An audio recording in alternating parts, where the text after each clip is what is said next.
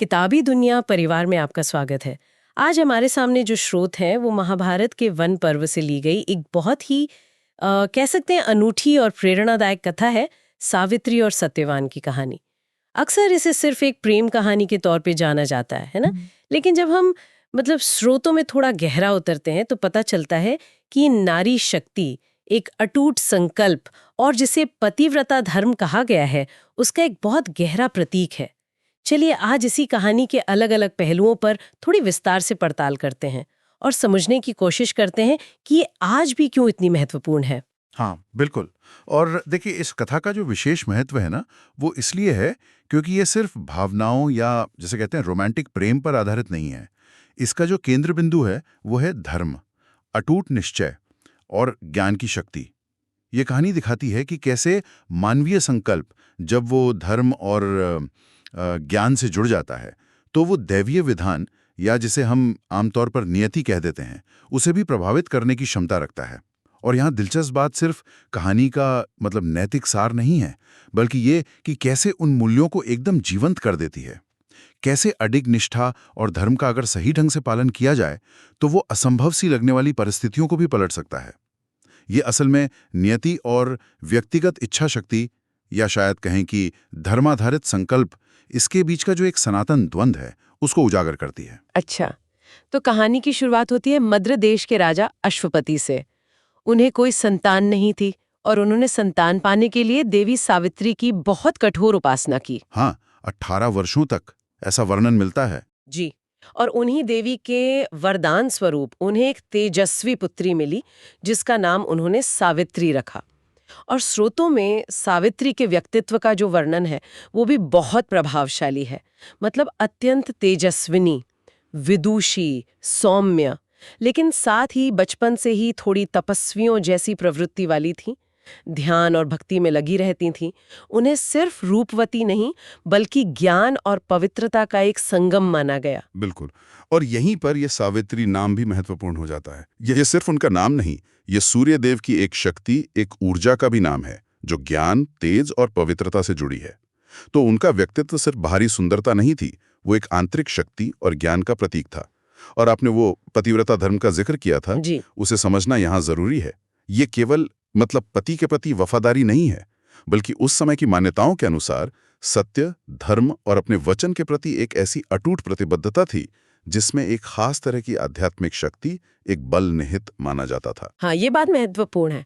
अच्छा, तो जब सावित्री विवाह के योग्य हुई तो राजा अश्वपति ने उन्हें खुद अपना वर चुनने की स्वतंत्रता दी, जो उस जमाने के हिसाब से देखें तो काफी प्रगतिशील बात लगती है ना? बिल्कुल बिल्कुल। तो सावित्री अपने मंत्रियों के साथ रथ पर निकली अलग अलग राज्यों और आश्रमों में घूमने। और इसी यात्रा के दौरान एक जंगल में उनकी भेंट हुई सत्यवान से। हाँ, सत्यवान, जो शाल्व देश के निर्वासित राजा द्विमतसेन के पुत्र थे। राजा द्विमतसेन अंधे हो चुके थे और अपना राज्य भी खो चुके थे, तो वो बेचारे वन में ही अपने माता पिता के साथ बहुत सादा जीवन जी रहे थे। लेकिन सत्यवान खुद बहुत तेजस्वी, परोपकारी और विनम्र स्वभाव के थे। और सावित्री उनके इन्हीं गुणों और व्यक्तित्व से पहली नजर में ही इतनी प्रभावित हुई कि उन्होंने मन ही मन उन्हें अपना पति मान लिया। वो वापस आईं और अपने पिता को अपने निर्णय के बारे में बताया। और ये चुनाव ही अपने आप में सावित्री के चरित्र को दिखाता है। उन्होंने कोई बाहरी ठाट बाट या पद नहीं देखा, बल्कि आंतरिक गुण, सच्चाई, उसको महत्व दिया। यह उनके ज्ञान और उनकी गहरी समझ का ही परिचायक है। सही कहा। लेकिन तभी कहानी में एक बहुत बड़ा मोड़ आता है।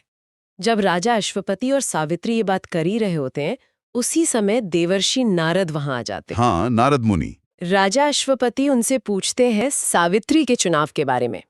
नारद मुनि सत्यवान के सारे गुणों की बहुत प्रशंसा करते हैं कि वो सत्यवादी हैं, रूपवान हैं, गुणी हैं, क्षमाशील हैं, वीर हैं, सब कुछ। तारीफों के पुल बांध देते हैं। बिल्कुल। पर इसके साथ ही नारद मुनि एक ऐसी बात बताते हैं जिससे सब सन्न रह जाते हैं। वे कहते हैं कि सत्यवान में सारे गुण हैं सिवाय एक चीज के, उनकी आयु। हाँ, यही वो भविष्यवाणी थी। नारद जी भविष्यवाणी करते हैं कि आज से ठीक 1 साल बाद सत्यवान की मृत्यु हो जाएगी। बस यही क्षण जो है वो कथा का केंद्रीय तनाव बिंदु मतलब सेंट्रल टेंशन पॉइंट बन जाता है। नियति का फरमान आ गया है। अब सवाल ये उठता है, क्या भाग्य अटल है? क्या जो लिखा है उसे बदला नहीं जा सकता? या फिर मनुष्य का संकल्प, उसकी निष्ठा, उसका धर्म पालन, क्या वो इस नियति को चुनौती दे सकता है? यही सवाल सावित्री के सामने था और पूरी कहानी इसी के इर्द गिर्द घूमती है। यह सिर्फ भाग्य और इच्छा का नहीं, बल्कि भाग्य और धर्म आधारित संकल्प का द्वंद्व है। राजा अश्वपति तो ये सुनकर बहुत विचलित हो जाते हैं। वो सावित्री को समझाते हैं कि भाई तुम किसी और वर को चुन लो, 1 साल का विधवा जीवन तो बहुत कष्ट देगा। स्वाभाविक है, पिता की चिंता। हाँ, लेकिन सावित्री का निश्चय वो अडिग था।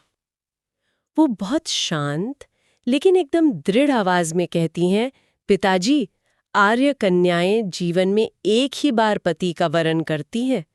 मैंने सत्यवान को मन से अपना पति मान लिया है। उनकी आयु कम हो या ज्यादा, मैं अब किसी और का वरण नहीं कर सकती। मेरा संकल्प अटल है, सत्यवान ही मेरे पति होंगे, और अगर उनका जीवन 1 वर्ष का ही है तो मैं भी उनके साथ उतना ही जीवन बिताऊंगी। देखिए, सावित्री का ये जो कथन है ना, ये सिर्फ कोई भावना या जिद नहीं है। ये उनके धर्म के प्रति जो उनकी गहरी आस्था थी, जो समझ थी, उसको दिखाता है। यहाँ उनका ये संकल्प शब्द बहुत महत्वपूर्ण है। ये संकल्प सिर्फ एक इच्छा नहीं है, ये धर्म पर आधारित है। अपने वचन और अपने चुनाव के प्रति सत्यनिष्ठ रहने का धर्म। उन्होंने नियति को सुना, शायद उसे स्वीकार भी किया मन में, लेकिन उसे धर्म के रास्ते पर चलकर चुनौती देने का फैसला कर लिया। और सावित्री के इस दृढ़ निश्चय के आगे फिर कोई कुछ कह नहीं पाया। उनका विवाह सत्यवान से हो गया और सावित्री ने अपने राजसी कपड़े, गहने सब त्याग दिए। साधारण वल्कल वस्त्र पहनकर वो सत्यवान के साथ वन में चली गईं, उनके माता पिता की सेवा करने। एक राजकुमारी का ये त्याग भी देखने लायक है। हाँ, वो पूरी निष्ठा से एक बहू और एक पत्नी का कर्तव्य निभाती रहीं। लेकिन उनके मन में नारद जी की वो भविष्यवाणी हर पल गूंजती रहती थी। वो दिन गिन रही थी एक एक करके। जी, जैसे जैसे वो आखिरी दिन नजदीक आता गया, सावित्री ने और कठोर तपस्या शुरू कर दी। उन्होंने नारद जी के बताए दिन से 3 दिन पहले से त्रिरात्र व्रत शुरू किया। हाँ, त्रिरात्र व्रत मतलब 3 रात और 3 दिन बिना कुछ खाए पिए, कठोर उपवास और ध्यान। बिल्कुल। आखिर वो दिन आ ही गया। उस दिन जब सत्यवान जंगल में लकड़ी काटने के लिए कुल्हाड़ी लेकर जाने लगे, तो सावित्री ने भी उनके साथ जाने की इजाजत मांगी। हालांकि सास ससुर ने मना किया होगा, व्रत की वजह से कमजोर हो गई होगी। उन्होंने मना करना चाहा, लेकिन सावित्री ने बहुत आग्रह किया और शायद उन्हें भी कोई अनिष्ट की आशंका रही हो तो वे मान गए। जंगल में सत्यवान लकड़ी काट रहे थे और सावित्री उनके आसपास ही थीं। अचानक सत्यवान को बहुत ज्यादा थकान और तेज सिरदर्द महसूस हुआ। उन्होंने सावित्री से कहा कि उनकी तबीयत ठीक नहीं लग रही है, वो लेटना चाहते हैं। और सावित्री ने अपनी गोद में उनका सिर रख लिया। धीरे धीरे सत्यवान की चेतना जाने लगी और उनका शरीर ठंडा पड़ने लगा। नियति का समय आ गया था। हाँ, तभी सावित्री को अपने पास एक बहुत तेजस्वी लेकिन थोड़ी भय पैदा करने वाली दिव्य आकृति दिखाई दी। लाल कपड़े पहने, मुकुट लगाए, हाथ में पाश लिए हुए यमराज, मृत्यु के देवता। स्वयं यमराज सत्यवान के प्राण लेने के लिए प्रकट हुए थे। सावित्री ने उन्हें प्रणाम किया। यमराज ने सत्यवान के शरीर से अंगूठे के आकार का जो सूक्ष्म जीव है, यानी आत्मा, उसे अपने पाश में बांधा और दक्षिण दिशा की ओर चल पड़े। और ये पीछे चलना, जैसा आपने पहले भी इशारा किया था, ये सिर्फ एक भावनात्मक प्रतिक्रिया नहीं थी। ये एक सचेत, सोचा समझा निर्णय था जो उनके पतिव्रता धर्म से प्रेरित था। अब वो सीधे नियति के प्रतिनिधि, मृत्यु के देवता, उनके साथ संवाद में उतरने वाली थी। कुछ दूर जाने पर यमराज ने पीछे मुड़कर देखा। सावित्री को आते देखकर उन्हें थोड़ा आश्चर्य हुआ। उन्होंने कहा, सावित्री, तुम क्यों पीछे आ रही हो? जहां तक मनुष्य का साथ संभव था, तुमने अपने पति का साथ निभाया। अब तुम्हारा ऋण उतर गया।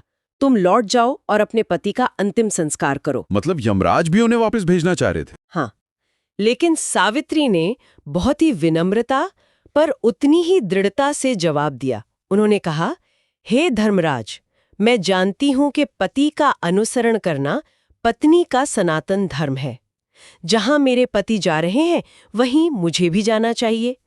ये मेरे तप, मेरी गुरु भक्ति और आपके आशीर्वाद का ही फल है कि मैं आपके पीछे चल पा रही हूँ।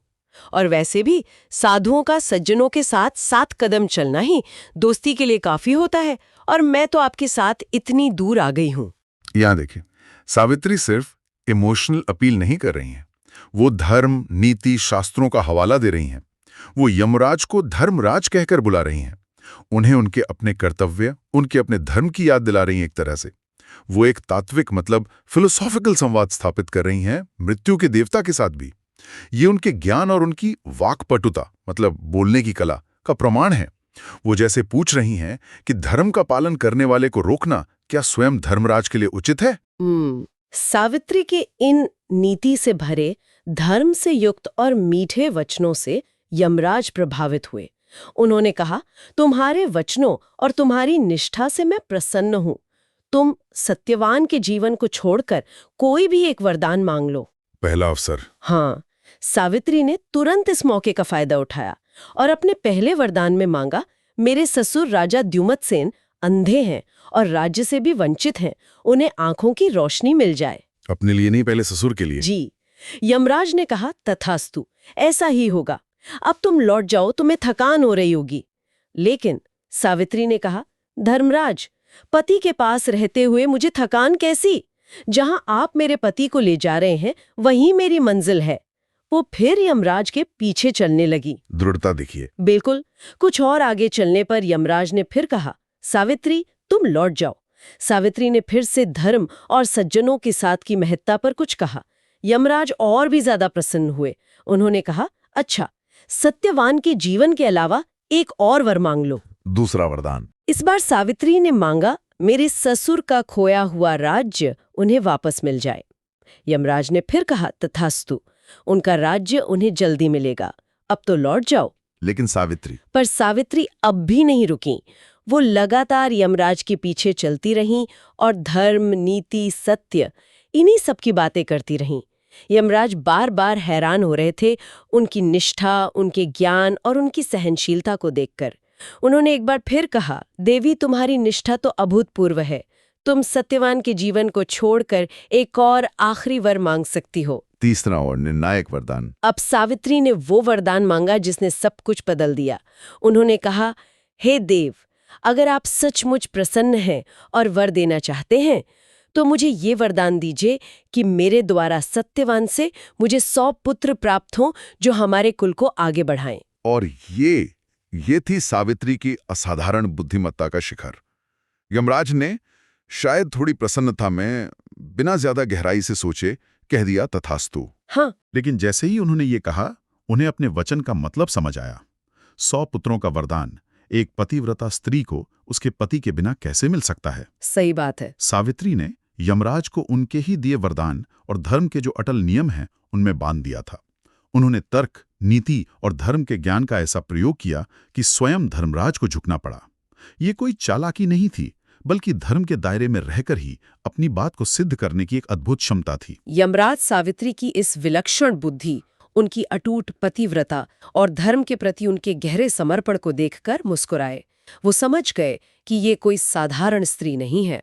उन्होंने कहा, हे कल्याणी, तुमने अपने पति के प्राण मुझसे वापस जीत लिए हैं।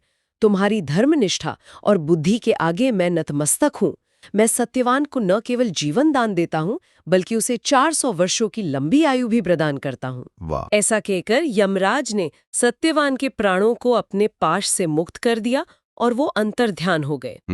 सावित्री खुशी खुशी वापस उसी जगह लौटी जहां सत्यवान का शरीर था। और उनके पहुंचते ही सत्यवान ऐसे उठ बैठे जैसे कोई गहरी नींद से जागा हो। कहानी का सुखद अंत। हाँ, और उधर सावित्री के जो बाकी वरदान थे वो भी सच हो गए। उनके ससुर द्युमत्सेन की आंखों की रोशनी लौट आई और उन्हें उनका खोया हुआ राज्य भी दुश्मनों से वापस मिल गया। पूरा परिवार फिर से एक हुआ और सुख से रहने लगा। और समय आने पर सावित्री और सत्यवान को 100 यशस्वी पुत्र भी प्राप्त हुए, जैसा वरदान था। बिल्कुल।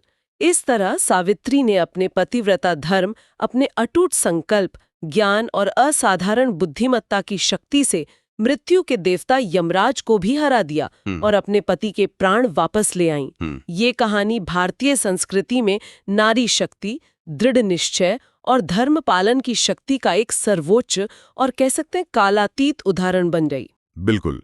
अगर हम मुख्य निष्कर्षों को थोड़ा समेटें तो ये कथा हमें कई गहरे संदेश देती है। पहला, ये दिखाती है कि नारी का दृढ़ संकल्प जब वो ज्ञान और धर्म पर आधारित हो तो वो किसी भी बाधा, यहाँ तक कि नियति को भी चुनौती दे सकता है और उसे प्रभावित भी कर सकता है। ये महज इच्छा शक्ति नहीं है, ये धर्म युक्त संकल्प की शक्ति है। ये अंतर महत्वपूर्ण है। दूसरा, कि सच्चा प्रेम और निष्ठा सिर्फ भौतिक जीवन तक ही सीमित नहीं है, वे मृत्यु की सीमाओं को भी लांघ सकते हैं, खासकर जब वे धर्म के सिद्धांतों से जुड़े हों।